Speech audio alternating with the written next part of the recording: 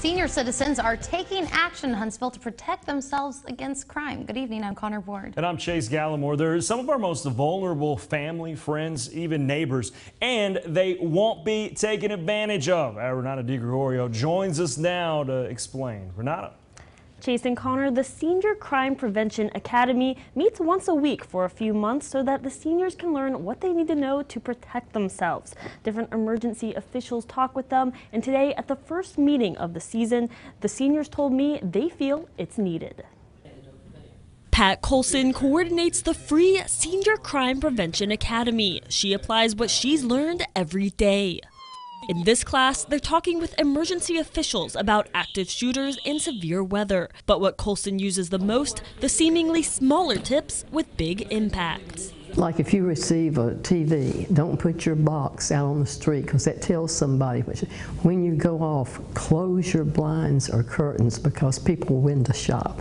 Colson says she hasn't been a victim of a crime besides a break-in years ago. She and others intend to keep it that way. You really can't know enough because all of a sudden you're stuck in a situation. You can't learn at that point. You need to already know what to do when it happens. Local police say most crimes against seniors are financial ones. From a young age, they was taught to take care of their debts. He says officers will not contact you by phone or mail. If it's too good to be true, it's too good to be true. But it isn't too bad to be true, and Colson hopes the academy makes more seniors comfortable with calling police. I think sometimes they're afraid to call because they're afraid, well, if it's drug dealing, they're afraid the drug dealers will know they're the one that called and retaliate.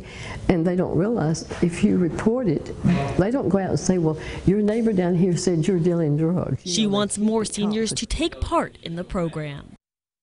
If the phone or mail scams sound familiar to you, I spoke with the officer more in depth about that. You can find his interview on our website, rocketcitynow.com. Putting the Valley first, Renata DiGregorio, WZDX News.